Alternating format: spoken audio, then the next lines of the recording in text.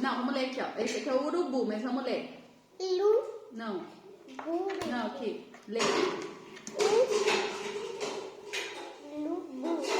Urubu. Tá.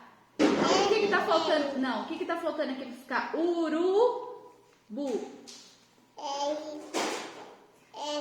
Presta atenção, ó. Urubu. Você acha que é RR ou é só R? Só R, né? Então vai. Porque é fraquinho, ó. Urubu.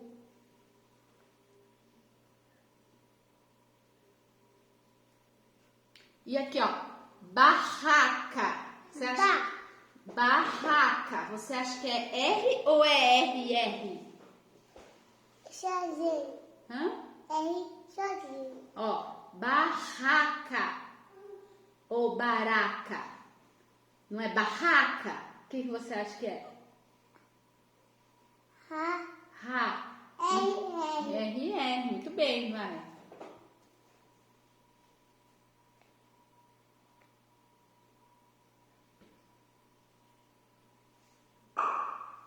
Você pode fazer mais compridinho um pouquinho a perninha, senão ele fica parecendo um B. Ele tá parecendo B a sua letra, ó.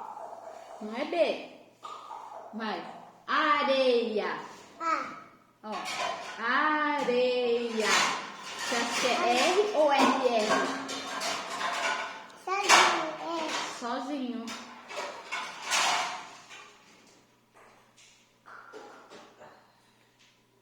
Faz mais alto, Eloá. Mais alto, R.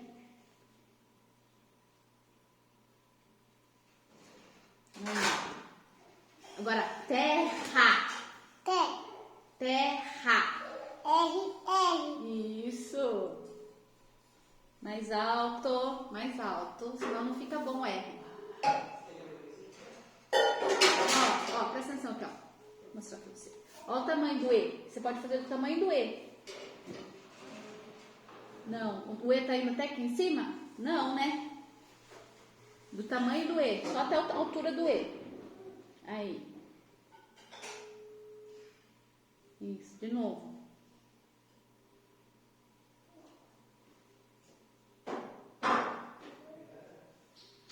Amarelo. Sozinho. Isso. Aqui.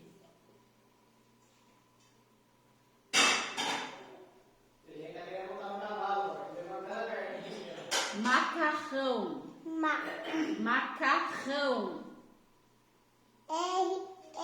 Isso.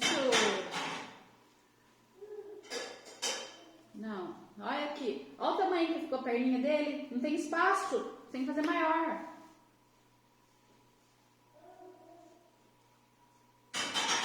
Isso. De novo. De novo. Ficou pequenininho. Muito pequenininho. É mais alto um pouquinho. Mais alto? Já tá dormindo mesmo? Fica mais.